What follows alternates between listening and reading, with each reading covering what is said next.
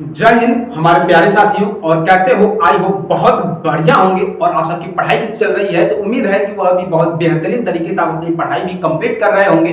और आज हम देखने वाले हैं कक्षा 10 का गणित। जी हाँ दोस्तों, आज हम देखने वाले हैं कक्षा 10 का गणित। और कक्षा 10 के गणित का हम पहला चैप्टर को देखेंगे, जो कि पहला चैप्टर का नाम है वास्तविक संख्या। जी हाँ दोस्तों, वास्तविक संख्या नाम है। आज हम उसके प्रश्नावली को सॉल्यूशन कराएंगे, एक्सरसाइज 1.1 को। ठीक दोस्तों, तो चलते हैं हम अपनी प्रश्नावली की तरफ। तो ये रहा हमारा प्रश्नावली 1.1 और चलते हैं हम इसके पहले क्वेश्चन की तरफ। तो पहला क्वेश्चन कहता क्या है? पहला क्वेश्चन कह रहा है दोस्तों कि निम्नलिखित संख्याओं को, कैसे संख्याओं को? निम्नलिखित संख्याओं को अभाज्य गुणनखंड के रूप में व्यक्त करना है। किसके रूप में? अभाज्य गुणनखंड के गुणनफल के रूप में मुझे व्यक्त करना है। तो कैसे व्यक्त किया जाता है अभाज्य गुणनखंड को? तो यहां से पहला क्वेश्चन दिख रहा है 140।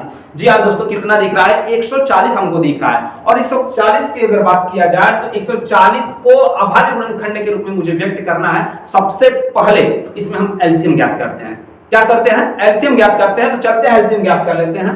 तो यहाँ पे एलसीएम ज्ञात करेंगे 140 का, तो हम पाएंगे कि पहले 2 से जाएगा, 2 7 14 और 0 बार में कितना आ गया? 70 आ गया। 70 अब किससे डिवाइड होने वाला है? तो 2 से होने वाला है।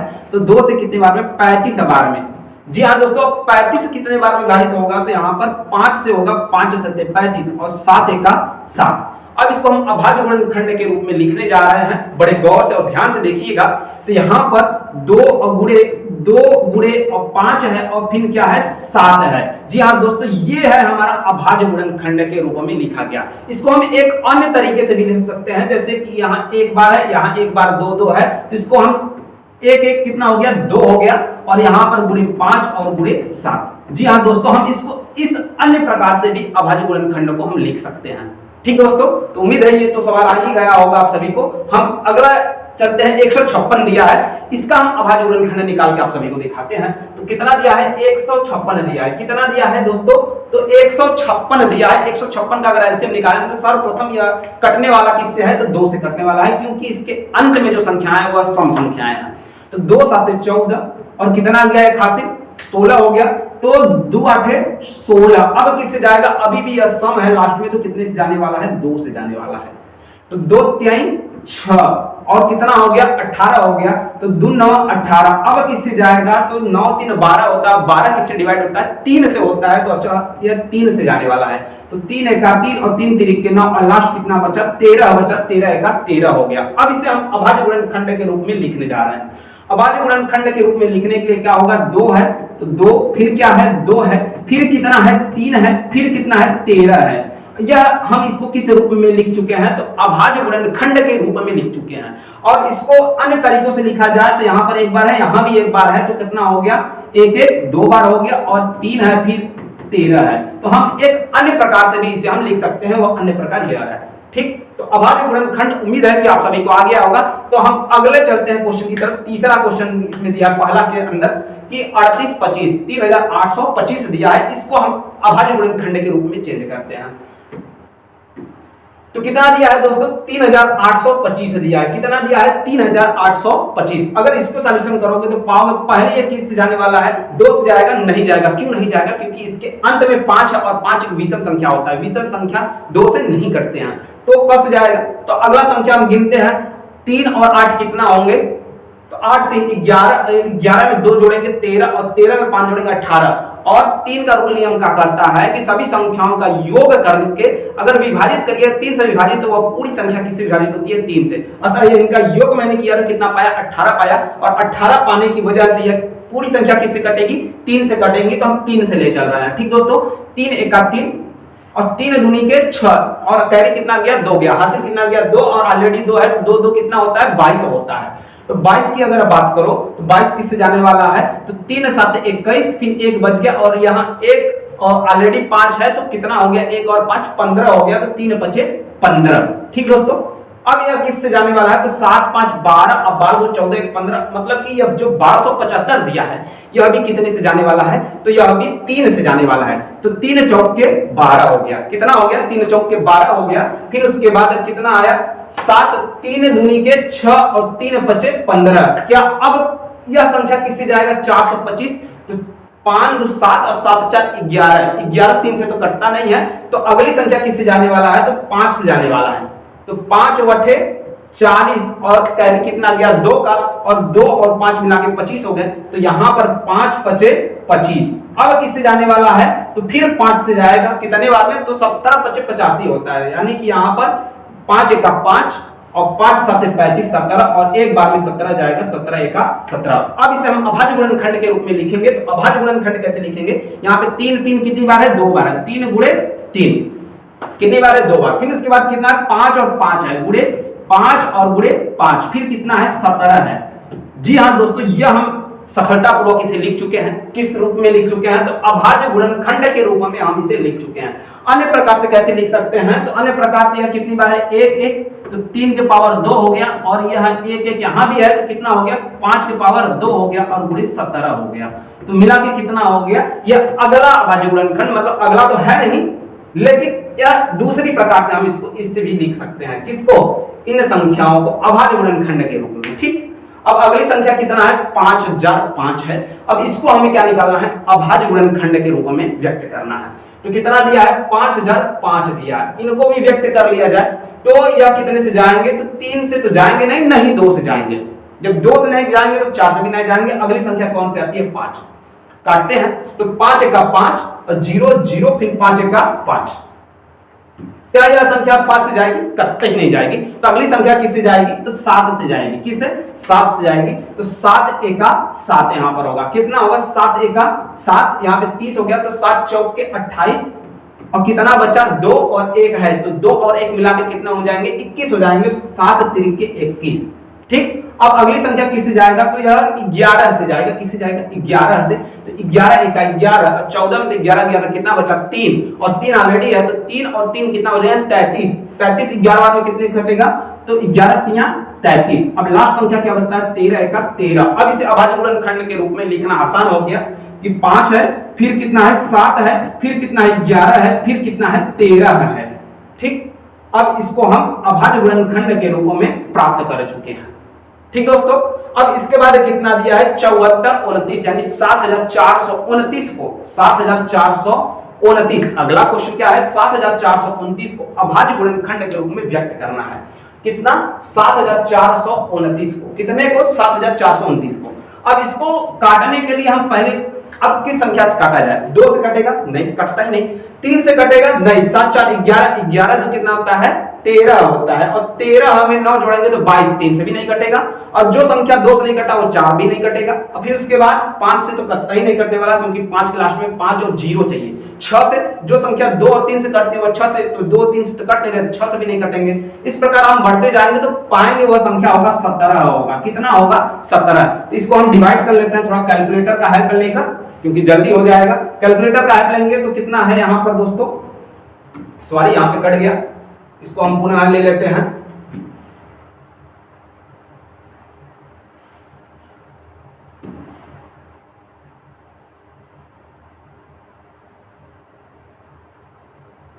ठीक दोस्तों, तो यहां पे पुनः आ चुका है। हम इसको कैलकुलेटर का हेल्प ले लेते हैं। कैलकुलेटर का हेल्प लेंगे तो क्या है, 7429। कितना है, 7429 को किससे डिवाइड करना है, 17 से करना है। किससे करना है, 17 से। तो कितना मिल गया, 437 मिला है। कितना मिला है, 437। कितना मिला है दोस्तों, 437 मिला है हमें।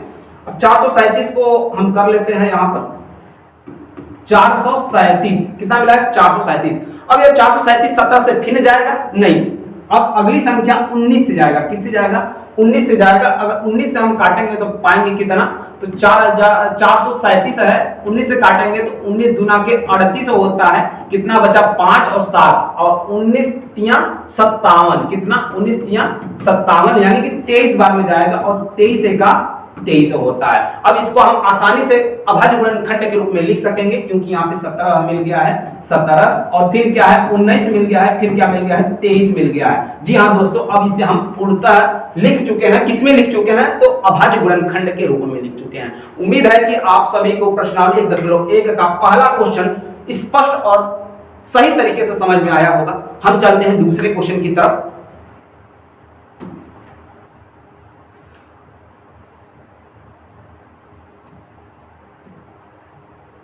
दूसरा क्वेश्चन हमारा स्क्रीन पे आ चुका है। तो दूसरे क्वेश्चन की अगर हम बात करें तो दूसरा क्वेश्चन दिया है यहां पर, पढ़ लिया जाए। पूर्णांकों के निम्नलिखित युग्मों के एचसीएफ और एलसीएम ज्ञात कीजिए। जो हमको पूर्णांक दिया गया है यहां पर, इसके मुझे क्या ज्ञात करने हैं, एचसीएफ और एलसीएम, और साथ में यह ज्ञात करने के बाद, क्या ज्ञात करने के बाद, एलसीएम और एचसीएफ, इसकी जांच भी करना है। कैसी जांच करना है, तो दो संख्याओं का गुणनफल, दो संख्या का गुणनफल क्या होता है, तो माना दो संख्या, पहली संख्या a है और दूसरी संख्या क्या है, b है, इसका गुणनफल a गुणे b, पहली संख्या माना a और दूसरी संख्या b, इनका गुणनफल किसके बराबर होना चाहिए, तो एचसीएफ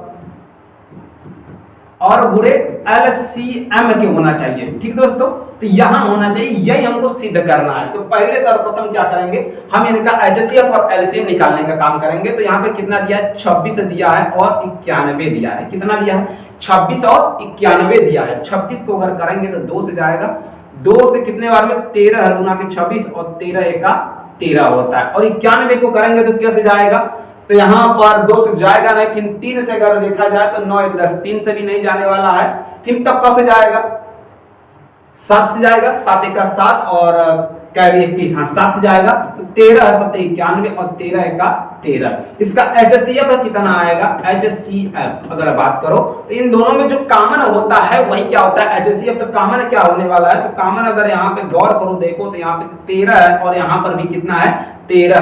तो यहाँ पर 13 यानी एलसीएम, यहाँ पे एचसीएफ कितना आ गया, 13 आ गया। और एलसीएम की बात करो, एलसीएम की अगर बात करो तो एलसीएम ये तो 13 रहेगा ही, और 13 के साथ साथ अगर बात करें, 13 तो रहेगा ही, और 13 के साथ साथ जो संख्या कॉमन नहीं है उसको लिख देंगे। तो इधर से 2 नहीं है और इधर से 7, ठीक, और आपस में गुणा कर देंगे तो 13 सते 91, 13 सते 91 और गुणे 2। और यहाँ पे अगर देखा जाए तो 2 1 2 और 2 9 18, 182 इसका क्या है, एलसीएम है। और इसका एचसीएफ कितना है, 13 है। तब यहाँ पर हम चेक कर लेते हैं कि पहली संख्या a और दूसरी संख्या b। तो यहाँ पे पहली संख्या क्या है, 26 है, और दूसरी संख्या क्या है, 91 है। दूसरी संख्या क्या है, 91। क्या इन दोनों का गुणा करने पर ये जो 13 है और 182 उनके बराबर आता है कि नहीं? अगर आता है तो यहाँ पर मेरा सत्यापन सही होगा, और नहीं आता है तो सही नहीं होगा। तो यहाँ पर एचसीएफ कितना है, 13 है, और इसका एलसीएम कितना है, 182 है। कितना है, 182। अब इनका गुणा कर लिया जाए। तो यहाँ पे हम थोड़ा सा कैलकुलेटर का यूज करेंगे, क्योंकि हमको समय भी आप सभी का बचाना है। ठीक दोस्तों, तो यहाँ पर 26 और 91 का गुणा करना है, किसका, 26 और गुणे 91 कितना हो जाएगा, 2366। कितना हो जाएगा, 2366 हो जाएगा, 2366। और 13 और 182 का भी गुणा कर लिया जाए और उसको भी चेक कर लिया जाए क्या वह सही है। तो यहां पर कैलकुलेटर का यूज कर लेते हैं। 13 और गुणे कितना है, 182 है, 182 है। तो कितना आ गया, 2366 आ चुका है। यानी कि यहां पर 2366 इनका भी आ गया है। यानी कि जो हम पहली संख्या और दूसरी संख्या का गुणा किया है वो हमारे एचसीएफ और एलसीएम के गुणनफल के बराबर आया है। अतः यहां पर हमने सत्यापित करके जांच कर दिया। तो हम चलते हैं अगले क्वेश्चन की तरफ बढ़ते हैं। अगला क्वेश्चन हमारा क्या कहता है कि जो 510 और 92 को करना है, इनको भी कर लिया जाए। तो यहां पर कितना दिया है, 510 दिया है और कितना दिया है, 92 दिया है। इनको कर लिया जाए और इनको भी चेक वैसे ही करेंगे जैसे हम फर्स्ट को किए थे, पहली संख्या गुणे दूसरी संख्या बराबर एचसीएफ इनटू एलसीएम। ठीक, तो यहां पर पहली संख्या 510 दिया है, तो 10 510 जीरो है तो लास्ट में 2 से कटेगा, 2 दूनी के 4, फिर कितना हो गया 11 है तो 2 पच्चे 10 और यहाँ पे 2 पच्चे 10। अब किससे जाएगा, उससे जाने वाला नहीं है। अब किससे जाएगा, 3 से जाएगा, 3 8 24 और 3 5 15। अब कैसे जाएगा, 5 से जाएगा, 17 5 85 और 17 1 17।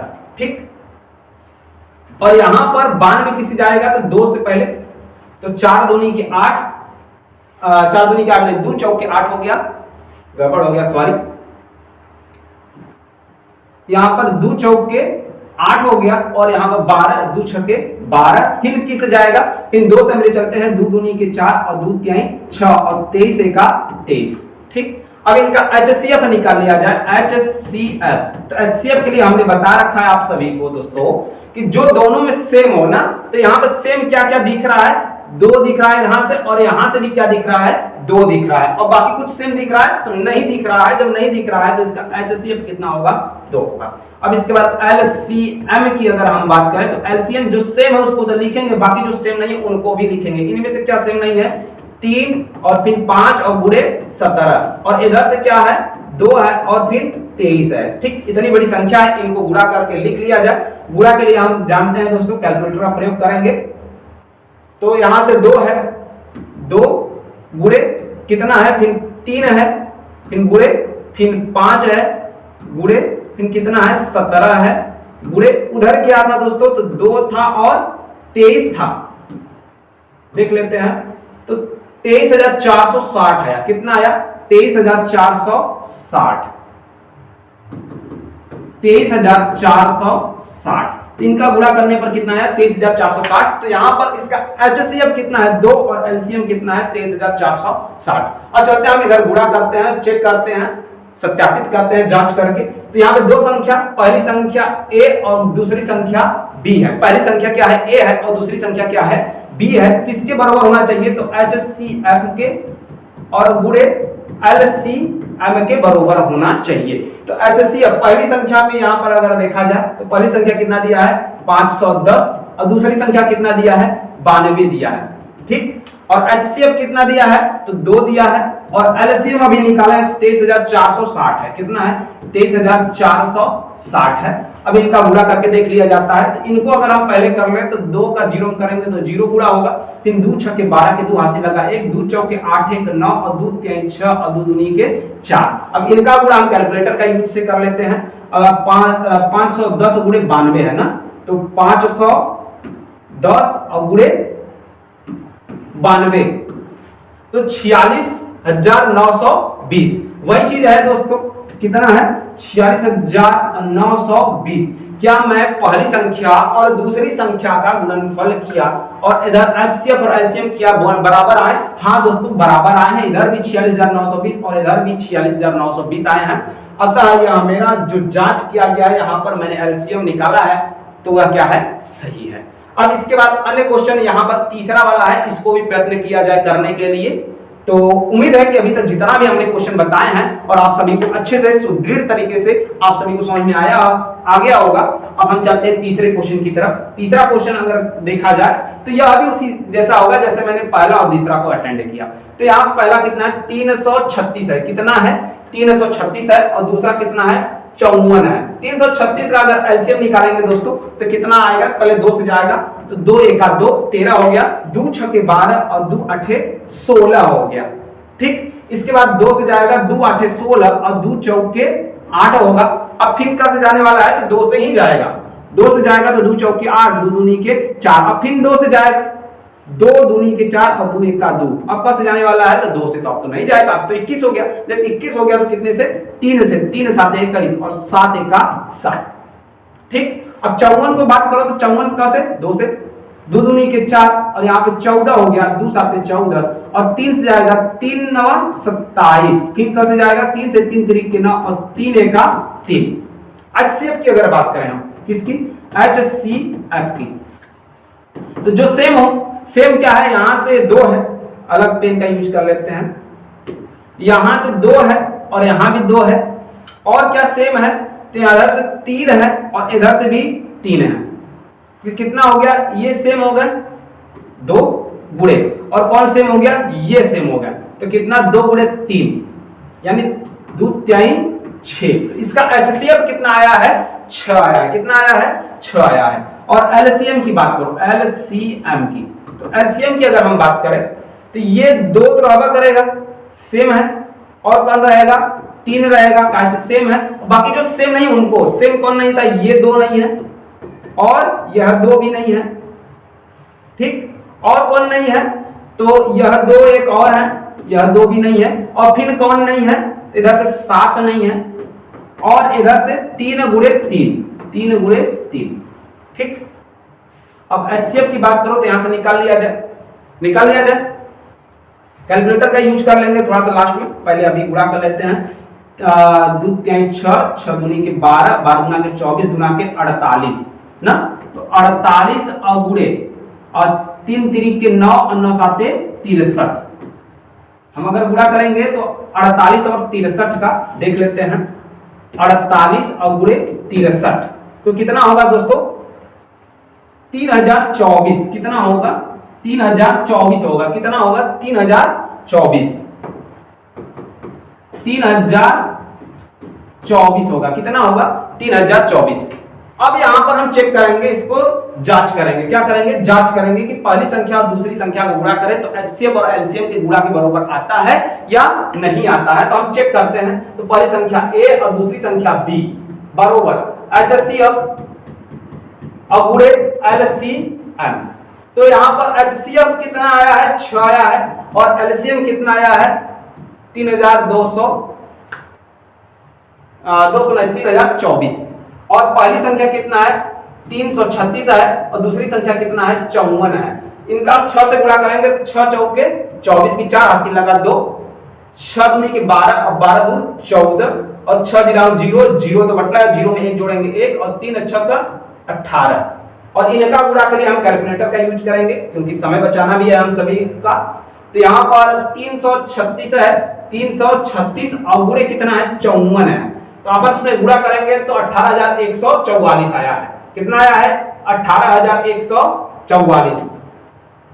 18144 आया है। तो यहाँ अब देख सकते हैं आप सब दोस्तों कि दोनों में क्या है? सेम आया है। अतः यहाँ पे जो हमने जांच किया है वह क्या है? सही है।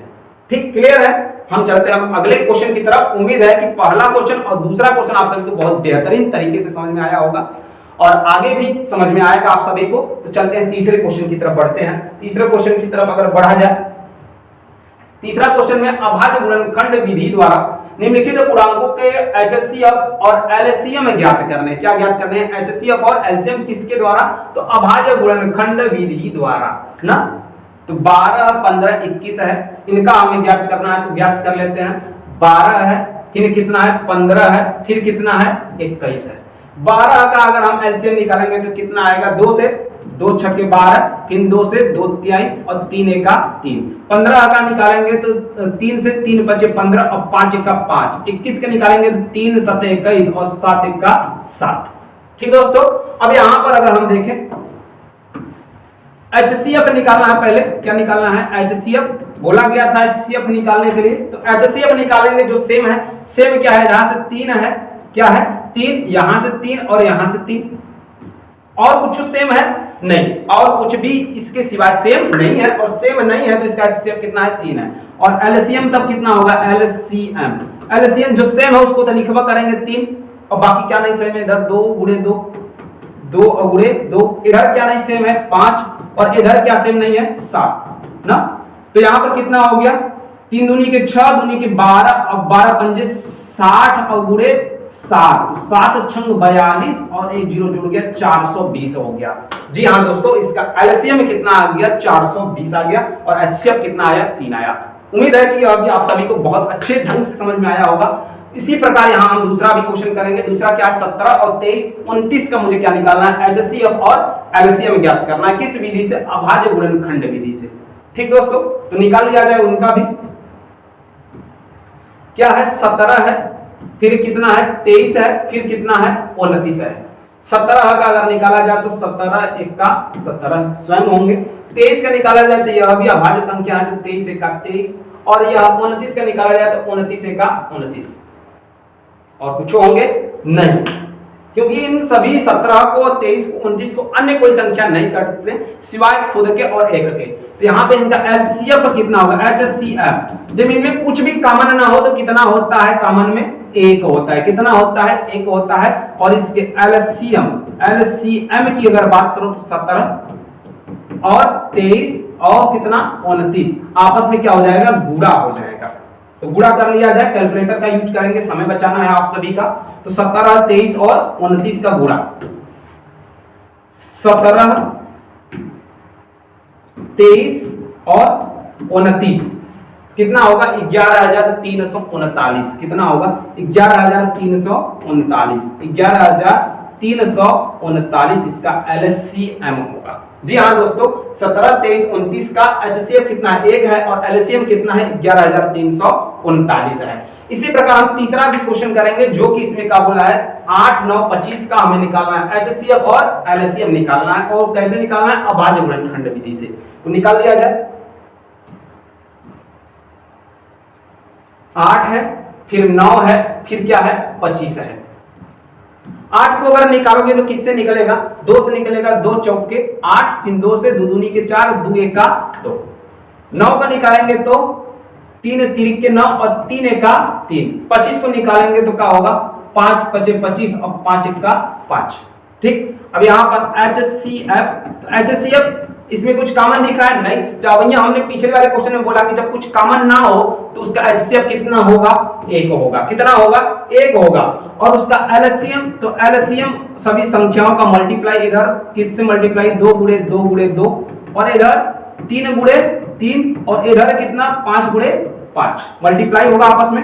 तो 2 दूनी के 4, दूनी के 8, 8 त्रिक के 24 और 24 तेरह कितना होता है 72 होता है। कितना होता है 72, 4 3 12 के 2 अब 3 गुना 6 के साथ कितना होता है 72।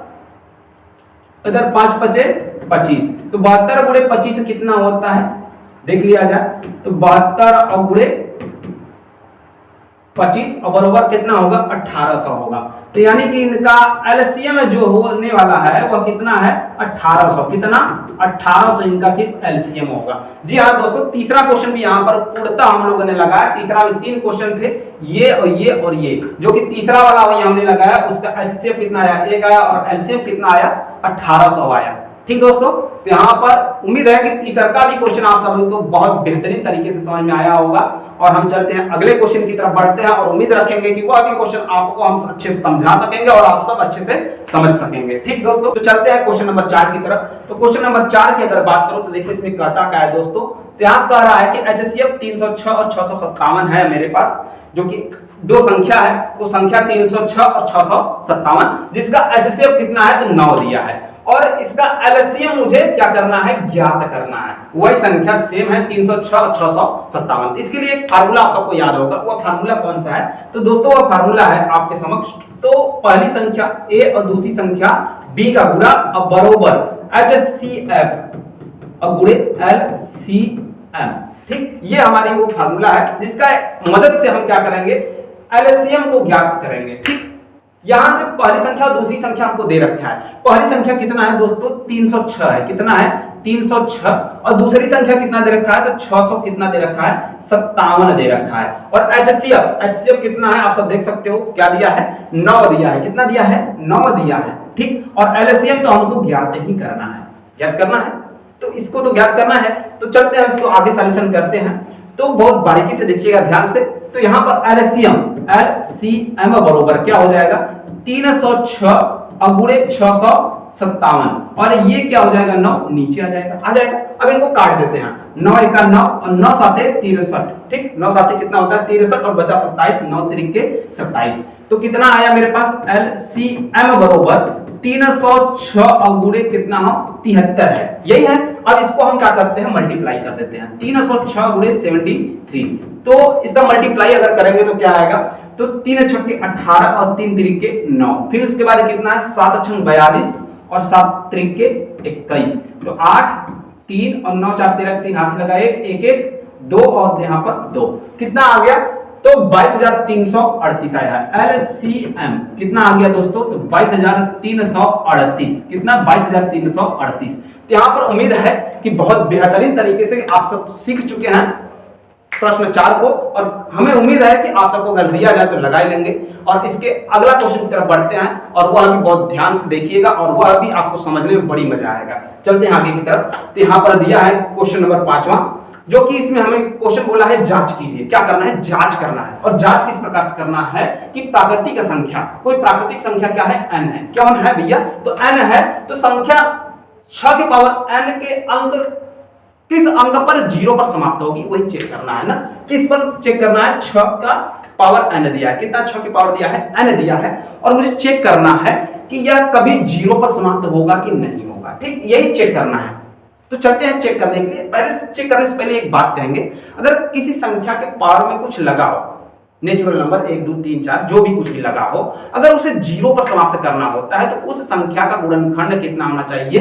तो दोस्तों कितना होना चाहिए? 2 गुणे 5 होना चाहिए। कितना होना चाहिए? 2 गुणे 5, क्योंकि 5 दूनी के 10 होता है और 10 के लास्ट में क्या होता है? जीरो। अतः वह जीरो पर क्या होगा? समाप्त हो जाएगा। हो जाएगा कि नहीं? तो उस संख्या का गुणनखंड करना कितना आना चाहिए? 2 गुणे 5। तो उस संख्या यहाँ पर कितना दिया है? 6, और 6 का गुणनखंड कितना होता है? 2 गुणे 3 होता है। कितना होता है? 2 गुणे 3 होता है। अब मिलाइए इनमें और इनमें, अंतर क्या है? तो इनमें 2 था भैया, इसमें भी है, और इसमें 3 है और इसमें 5 है। अंतर दिख गया होगा आपको, समझ में भी आ गया होगा कि यहाँ पे जो 3 दिया है इसकी जगह अगर 5 रहता तो यहाँ पर क्या हो सकता था? या जीरो पर समाप्त हो सकता था। अब तो 3 है तो जीरो पर समाप्त नहीं होगा। जब जीरो पर नहीं समाप्त होगा तो आप सब देख सकते हो कि यह संख्या क्या है कि 6 का पावर जो n दिया है वह कभी भी जीरो पर समाप्त नहीं होगा। तो उम्मीद है कि क्वेश्चन नंबर 5 भी आप सबको बहुत बढ़िया तरीके से समझ में आया होगा। हम चलते हैं क्वेश्चन नंबर 6 की तरफ। जी हाँ दोस्तों, और कोशिश करेंगे क्वेश्चन नंबर 6 भी आप सबको बहुत बढ़िया तरीके से समझाएं और मजा भी आए आप सभी को। तो चलते हैं, तो यहाँ पर क्वेश्चन नंबर 6 क्या दिया है कि व्याख्या कीजिए। क्या करना है?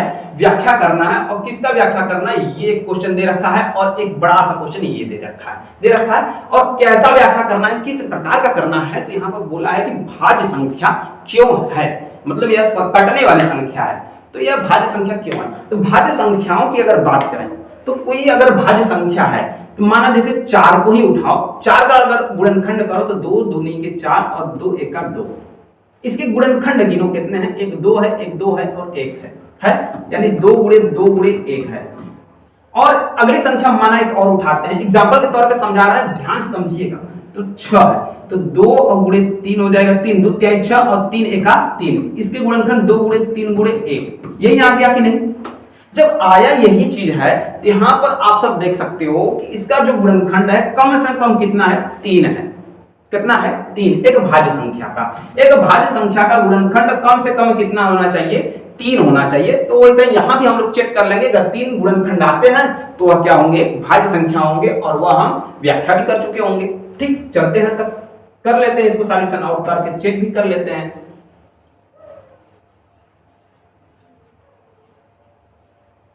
तो क्वेश्चन में कौन सा दिया है? क्वेश्चन दिया है कि 7 गुणे 11 गुणे 13 और प्लस 13, यही दिया है। अब इसको सॉल्यूशन कीजिए। अब देखिए बड़ा गौर से, एक 13 यहाँ, एक 13 यहाँ, यानी हम 13 को क्या लेने वाले हैं? कॉमन ले लेंगे। अगर कॉमन लेंगे तो क्या बचेगा? अगर कॉमन लेते हैं 13 को बाहर ले लेते हैं तो यहाँ पे 7 बचा और गुणे 11। अब 13 तो बाहर हो गया है तो एक लिखना ना लिखना बराबर है, तो वो लिख ही देते हैं समझने के लिए, और यह 13 भी बाहर हो गया है तो एक ही।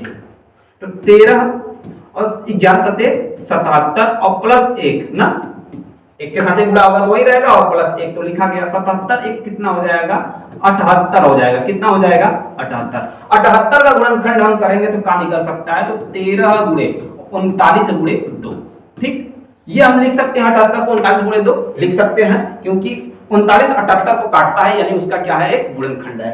और 2 39 दूनी के 78। तो यहां पर देख सकते हो कि 13 39 और 2, एक ये और एक ये, कितने गुणनखंड हो गए? तो टोटल 3 गुणनखंड हो गए। और 3 गुणनखंड अब ये मैंने बताया कि जिसके कम से कम 3 गुणनखंड होते हैं वह क्या होते हैं? भाज्य संख्या होते हैं। ठीक, तो इसी को मुझे सिद्ध करना था, व्याख्या करना था, हमने व्याख्या कर दिया, देख सकते हो। एक इनको भी व्याख्या करना है, इनको भी आइए कर लेते हैं, बहुत सिंपल तरीके से यह भी समझ में आ जाएगा। तो 7 और गुणे 6 और गुणे 5 और गुणे 4 और गुणे कितना दिया है? 3 और गुणे 2 और गुणे 1 और प्लस 5, ये क्वेश्चन दिया है। अब देखो इसमें कॉमन क्या चीज मिल रहा है? तो एक 5 यहाँ है, एक 5 यहाँ है, यानी हम 5 को क्या लेने वाले हैं? कॉमन लेने वाले हैं। जो सेम होता है वही तो कॉमन लिया जाता है। तो बचा क्या मेरे पास? 7 बचा और गुणे 6, 5 बाहर हो गया है तो बचा क्या? 4 और गुणे 3 और गुणे 2। एक को नहीं लिखेंगे क्योंकि एक के साथ किसी भी संख्या का जब गुणा होता है तो वही मिलता है, इसलिए एक को नहीं लिखेंगे। और प्लस 5 बाहर हो गया तो क्या बचा? 1 बचा। अब इनके बाद देखो 7 छंग 42 और गुणे 3 चौक के 12 और 12 दूना के 24, ये होंगे। अब प्लस 1 है साथ में ना, इन दोनों का गुणा करोगे दोस्तों तो आप पाओगे 1008। कितना पाओगे? 1008 और प्लस 1 तो अभी है। अब प्लस 1 को हम जोड़ देंगे तो 5 गुणे यहां पर 1008 एक 9 हो जाएगा, हो जाएगा। अब 1009 को हम कैसे लिख सकते हैं, तो 5 गुणे 1009 और गुणे 1 लिख सकते हैं कि नहीं, लिख सकते हैं। जब लिख सकते हैं तो यहां पर भी देख सकते हो कि 1 2 3 कितने गुणनखंड मिले, 3 गुणनखंड मिले। और 3 गुणनखंड के लिए वो क्या होंगे, एक भाज्य संख्या, क्योंकि भाज्य संख्या के लिए कम से कम कितने गुणनखंड होने चाहिए, 3। और यहां पर देख सकते हो कितने गुणनखंड है, 3 गुणनखंड है, अतः यह भी क्या है, एक भाज्य संख्या है। तो कितना बेहतरीन तरीके से इसको हम व्याख्या किए हैं, इसका आप सब देख सकते हैं और इसको स्क्रीनशॉट ले सकते हैं। और उम्मीद है कि बहुत अच्छे से समझ में आया होगा। इसी प्रकार हम कवर अप करेंगे क्वेश्चन नंबर 7 को भी, उसको भी बहुत ध्यान से देखिएगा, बहुत मजा आएगा समझने में। चलते हैं तब क्वेश्चन की तरफ। तो क्वेश्चन यहां पर 7वां आपके समक्ष खुल चुका है, यहां पर थोड़ी सी प्रॉब्लम है, देख लेते हैं। तो थोड़ा सा कट गया था, उसके लिए सॉरी। फिर यहां पर